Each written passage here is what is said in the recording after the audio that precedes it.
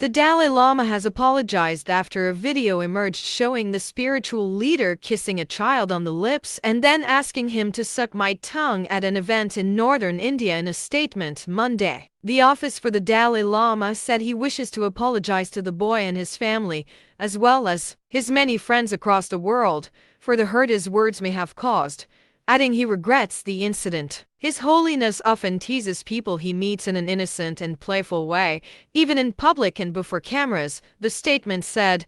His apology comes after a video of the exchange, which took place during an event in the hillside city of Dharamshala in February, went viral on social media with many users criticizing the Dalai Lama's actions. In the video, the young boy can be seen approaching the Nobel Peace Prize winner before asking, "Can I hug you?" The 87-year-old spiritual leader then invites the boy on stage and points to his cheek and says, "First here," prompting the boy to give him a hug and a kiss. The Dalai Lama then points to his lips and says, "Then I think finally here also." He then pulls the boy's chin and kisses him on the mouth.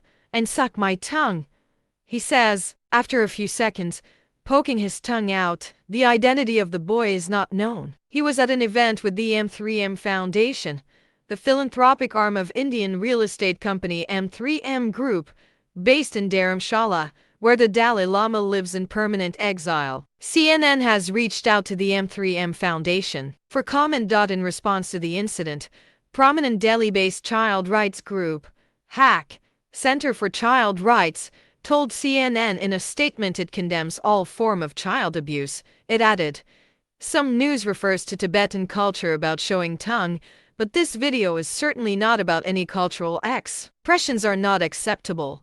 Some of the Dalai Lama's supporters have decried the criticism, however, arguing the leader's actions have been misinterpreted under a Western lens. Expression of emotions and manners today has been melted together and become vividly westernized, Namdullah Gyari, a Tibetan activist in exile, wrote on Twitter. Bringing in narrative of other cultures, customs and social influence on gender and sexuality to interpret Tibetan way of expression is heinous. Sticking out one's tongue is a sign of respect or agreement and was often used as a greeting in traditional Tibetan culture, according to the Institute of East Asian Studies at the University of California, Berkeley. The current Dalai Lama, Tenzin Gyatso, is the world's best-known living Buddhist figure, the principal spiritual leader of the Yellow Hat school of Tibetan Buddhism. The Dalai Lama is revered by millions as the reincarnation of his 13 predecessors. The spiritual leader has been based in India since 1959, following an unsuccessful Tibetan uprising against Chinese occupation. He later established a government in exile in the northern Indian city of Dharamshala, leading thousands of Tibetan who followed him there. February's incident isn't the first time the octogenarian has sparked controversy in recent years.